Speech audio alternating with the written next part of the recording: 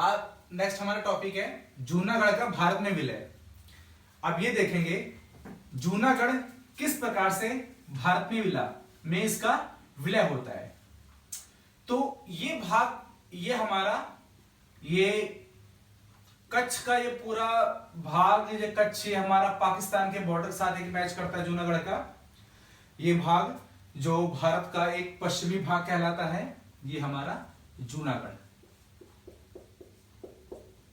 Same वही चीज इसमें भी अधिकतर आबादी किसकी होगी? हिंदुओं की।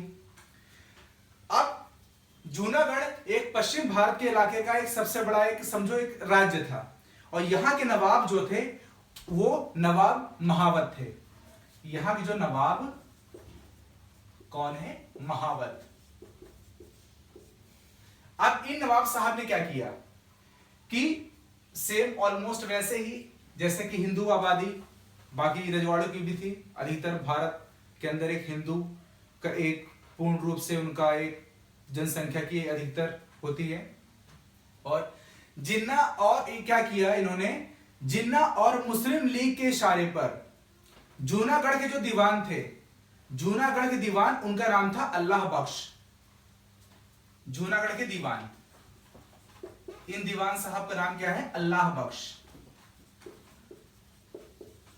अल्लाह बख्श, ये अल्लाह बख्श। अब इन्हें क्या किया गया? इन्हें अबदस्त कर दिया। अबदस्त कर दिया अर्थात इन दीवान साहब को हटा दिया गया। और इन्होंने क्या किया?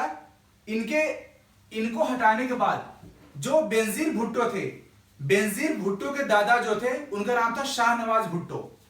बेनजीर भुट्टो के दादा शाह नवाज भुट्टो। शाह नवाज भुट्टो को यहां का दीवान बना दिया गया।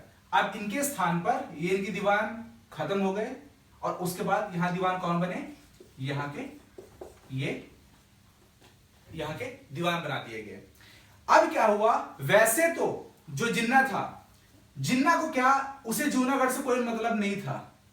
जिन्ना ने यह सोचा कि मुझे जूनागढ़ से करना क्या है, लेकिन फिर भी उसकी एक जो छल कपट षड्यंत्रकारी जो नीतियां थी वो ये थी कि जूनागढ़ के जरिए वो क्या करे, पूरा जो कश्मीर है वो हथिया ले। वो ये सोच रहा था कि उसमें कोई इंटरेस्ट नहीं था कि जूनागढ़ मेरे उसमें शामिल हो कि ना शामिल हो, मुझे उससे कोई मतलब नहीं है, लेकिन किसी ना किसी तरह से इसके जरिए वो यहां पर कश्मीर के ऊपर अपना कब्जा कर ले। तो इस तरीके से उसकी विचारधारा लगातार चलती जा रही थी। असल मकसद उसका यही था। फिर क्या किया गया? भुट्टो जो थे आगे, भुट्टो ने महावत खान पर एक दबाव बनाना शुरू कर दिया। भुट्टो ने किसके ऊपर? महावत खान, जो यहां पर ये महावत खान नवाब के ऊपर। अब यहां पर इसने यह दबाव बनाना शुरू कर दिया कि यह पाकिस्तान में विलय हो जाए। दीवान किसको कह रहे? नवाब साहब को कह रहा है कि अब तुम्हें क्या करना चाहिए? पाकिस्तान के अंदर तुम्हें शामिल हो जाना चाहिए। फिर क्या हुआ? 14 अगस्त 1947 को जैसा दीवान ने सोचा वही हुआ। क्या हुआ कि इस दौरान 14 अगस्त 1947 को जूनागढ़ किसमें? पाकिस्तान में शामिल हो गया। एक तरीके से भारत की एक भौगोलिक स्थिति होने के बावजूद भी ये क्या हुआ? इसमें जाकर सीधा शामिल हो गया। अब इसके बाद क्या हुआ कि सरदार वल्लभ भाई पटेल को यह बात खटकने लगी कि भाई भारत का एक हिस्सा, एक तरीके से भौगोलिक स्तर, हिंदू वहां पर इतने बहुल क्षेत्र है, वो अब इस तरह से कैसे वो शामिल हो सकता है? तब इस बात को सरदार वल्लभ भाई पटेल को यह बात सोचने रातों रात ये नींद नहीं आ रही थी कि उन्होंने यही सोचा कि हमें क्या करना चाहिए। अब उन्होंने क्या किया कि सरदार वल्लभ भाई पटेल ने यहां के जूनागढ़ के दो प्रमुख प्रांत थे, जूनागढ़ के दो प्रमुख प्रांत थे। उस प्रांत का नाम था एक मांगरोल, फर्स्ट एक था मांगरोल था, और दूसरा यहां पर बाबरियावाड़, एक जगह का नाम है यहां पर जो प्रांत है बाबरियावाड़।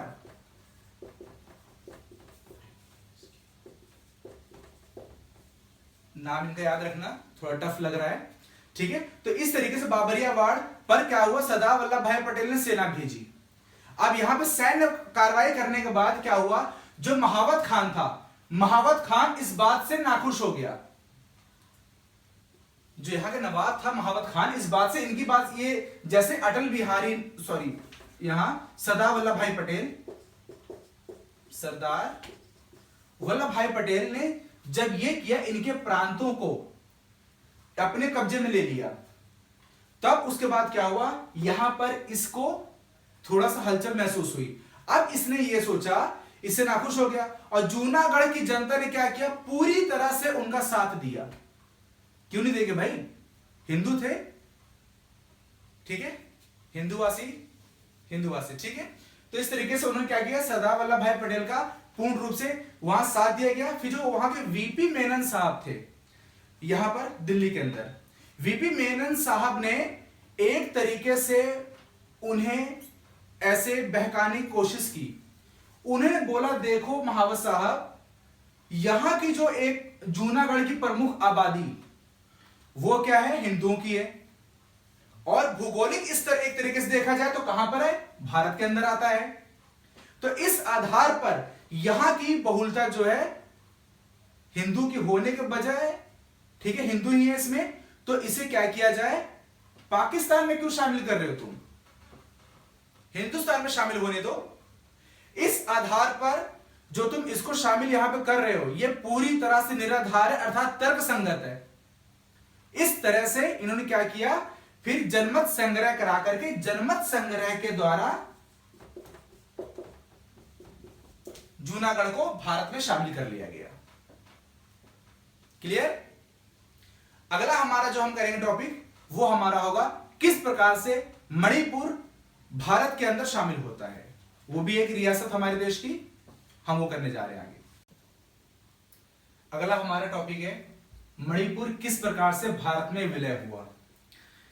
15 अगस्त सन 1947 से पहले एक शांतिपूर्ण वार्ता हुई थी।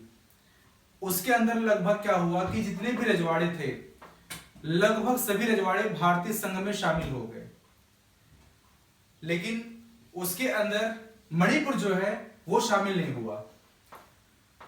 और इसके अंदर यहां के जो राजा थे, इनका नाम था महाराजा बोधचंद्र सिंह। यहां के जो शासक थे, इनका नाम था महाराजा बोधचंद्र सिंह।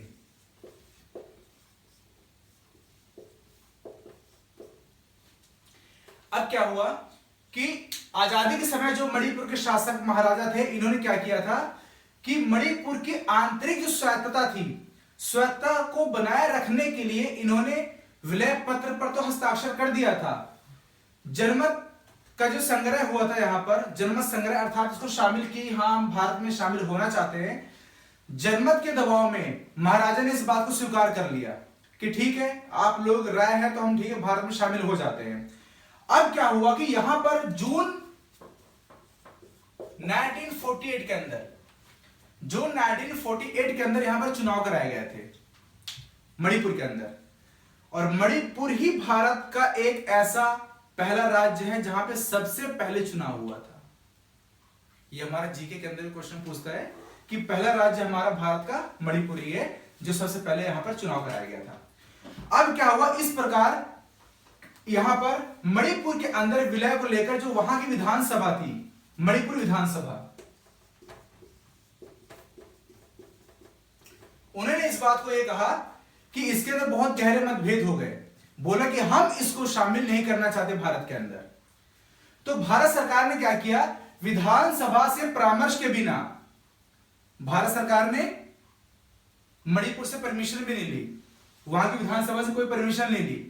उसके बावजूद क्या किया इन्होंने, यहां पर सीधा विलय पत्र पर हस्ताक्षर करा दिया। और फाइनली जो है 1972 के